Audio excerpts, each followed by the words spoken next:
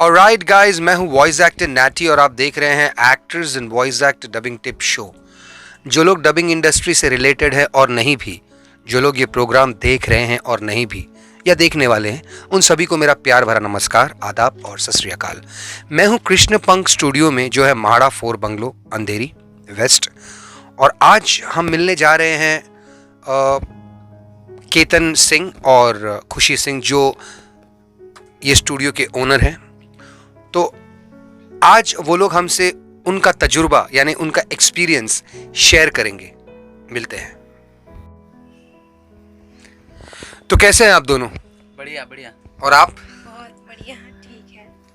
तो हम आपसे जानेंगे कि आप कितने साल से डबिंग इंडस्ट्री में हो?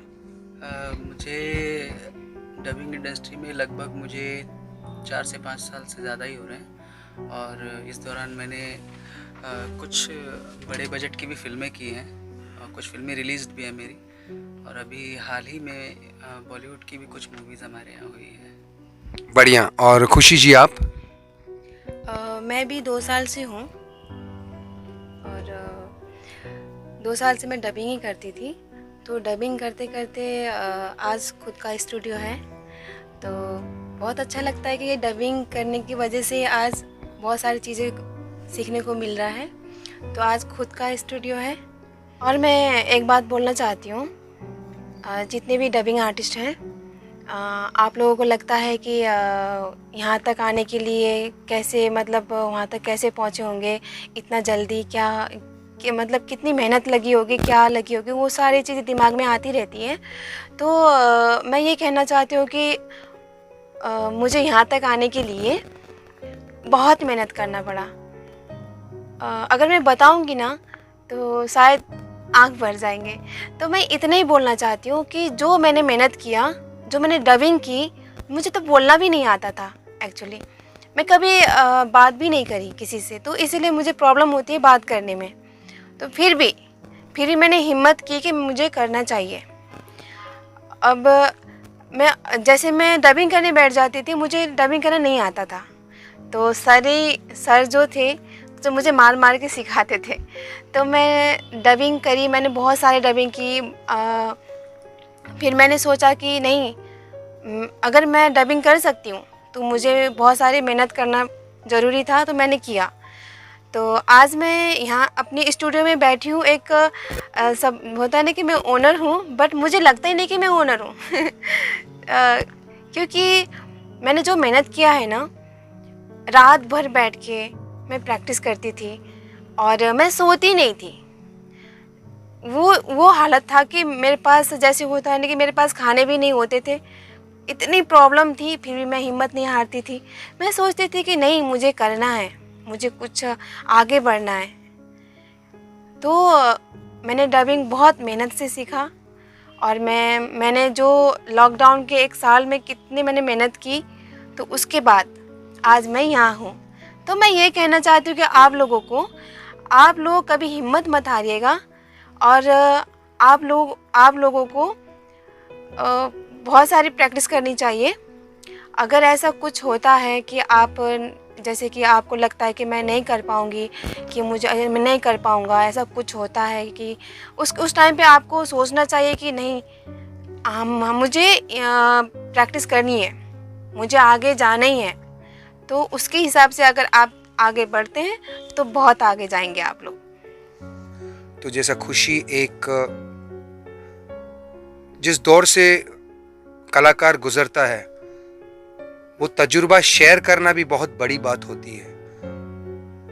और उस तजुर्बे को इसीलिए शेयर किया जाता है ताकि लोगों तक ये मैसेज पहुंचे कि नामुमकिन कुछ भी नहीं है। अगर इंसान चाहे तो कहीं तक भी पहुंच सकता है। तो फ्रेंड्स, अभी आप लोगों को खुशी जी ने और मैंने अपना अनुभव बताया। तो इसका मतलब ये भी नहीं है, कुछ लोगों को मैं आपको क्लियर करना चाहूँगा, कुछ लोग ऐसा सोचते हैं, कुछ ऐसे नए बच्चे भी आ रहे हैं, वो ऐसा सोचते हैं कि माइक के सामने गए और बोल दिया तो हो गई डबिंग। ऐसा नहीं होता। माइक के सामने खड़े होने पर 2 शब्द बोल देने पे आपको पैसे नहीं मिलते हैं, है ना। पैसे तब मिलते हैं जब आप प्रूव कर देते हैं, ठीक है। जैसे मैंने भी बहुत सारे गानों का काम किया है, मैं खुद प्लेबैक सिंगर हूँ। ऐसा जिस दिन आपके माइंड में आने लगा ना, तो बॉस मैं बता दूँ, आपसे उस दिन काम नहीं होगा।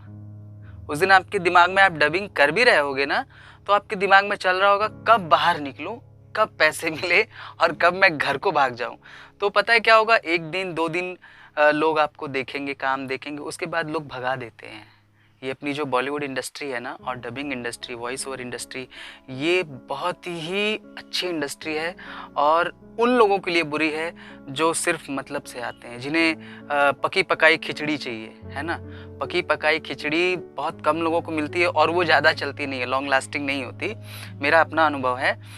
तो जैसे खुशी मैम ने आपको बताया होगा, अभी आपने सुना, खुशी मैम ने आपको बताया कि वो रात भर नहीं सोती थी। मैं आपको लिटरली बताऊं, लॉकडाउन में अच्छे अच्छे प्रोडक्शन हाउस बंद थे, लेकिन एक अच्छा वॉइस ओवर आर्टिस्ट, एक अच्छा डबिंग आर्टिस्ट जो था, जो आप रख सकते हैं, खुशी थी। खुशी के पास लॉकडाउन में 300 दिन काम था। उनके पास इतना काम था कि वो सो नहीं पाते थे। और आपके मन में कभी भी ऐसा आए कि मुझे तो बहुत मेहनत करनी पड़ेगी, अगर किसी ने मुझे बोल दिया कि अरे आओ कम पैसे हैं या फ्री में कर दो या ट्रायल कर दो, तो मैं नहीं जाऊंगा, जब मुझे फ़ीस मिलेगी तभी मैं जाऊंगा। ऐसा नहीं होता। कभी कभी ऐसा होता है कि बड़ी फिल्म में आपको डबिंग का मौका मिलता है, आपको वॉइस ओवर, बड़े बड़े कमर्शियल है, टाटा वगैरह के होते हैं, मैनकाइंड्स के भी होते हैं, रेमंड के होते हैं, उनके एड्स में आपको बुलाया जाता है ना, तो आपके दिमाग में सबसे पहला ख्याल होना चाहिए आगे बढ़ने के लिए कि आई वॉन्ट द चांस, मुझे मौका मिलना चाहिए। पैसे तो सबको मिलते हैं, जो आपसे काम कराएगा ना वो आपको पैसे देगा, लेकिन शुरुआती दौर जो होगा आपका, जिसमें आप स्ट्रगल कर रहे होंगे, उस दिन थोड़ी सेक्रीफाइस तो करनी पड़ेगी, क्योंकि बिना सेक्रीफाइस के कोई डबिंग आर्टिस्ट तो क्या, एक छोटा सा स्पॉट बॉय भी नहीं बन सकता है। क्योंकि ये इंडस्ट्री जो है ना, इसमें पैसा बहुत है, लेकिन इसी इंडस्ट्री में सबसे ज़्यादा हार्ड वर्क होता है। 18-18 घंटे वॉइस ओवर आर्टिस्ट काम करते हैं। तो दोस्तों यही कहूँगा कि आप अपने मन में ऐसा कोई फितूर ना रखें कि माइक के सामने खड़े हो गए तो हमें पैसे मिलेंगे, ऐसा नहीं है। कुछ दिन दीजिए अपने आप को, थोड़ा सा सीखिए। सीखने में क्या है, थोड़ा सा आप सीख लेंगे ना तो आपकी प्राइस वैल्यू बढ़ जाएगी। सामने वाला खुद कहेगा इतना टैलेंटेड लड़का है, इसको पैसे देने बनते हैं। तो वो ही होता है प्रूफ करना। जिस दिन आप अच्छे वे में काम करने लगे, कुछ अच्छे लोगों को मिलिए, अच्छे लोगों के साथ काम करिए, अच्छी जगह सीखिए। अभी वर्कशॉप्स वगैरह चल रहे हैं, हमारे अपने स्टूडियो में भी ऑडिशंस होते हैं।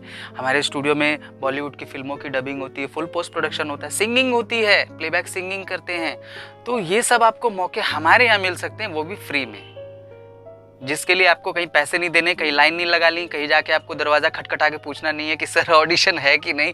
ऐसा कुछ भी नहीं, आपको डायरेक्ट आना है और बोलना है कि sir I am dubbing artist, या मैं एक डबिंग आर्टिस्ट बनना चाहता हूँ या चाहती हूँ। तो हमारे यहाँ ना ट्रीटमेंट मिलेगा आपको फारिग नहीं किया जाएगा, आपको इग्नोर नहीं किया जाएगा। क्योंकि जो स्टूडियो है, खुशी सिंह जो ऑनर है, वो खुद भी एक डबिंग आर्टिस्ट रह चुकी हैं, बहुत स्ट्रगल किया है और अब आगे बढ़ रही हैं और भी आगे बढ़ेंगी। सब लोग उसके सपोर्ट में हैं, तो ऐसे ही आपका भी सपोर्ट करेंगे हम लोग। और क्या चाहिए दोस्तों, एक मौका जो आपके पास है, प्रूफ कर सकते हो आप खुद। That's it, God bless.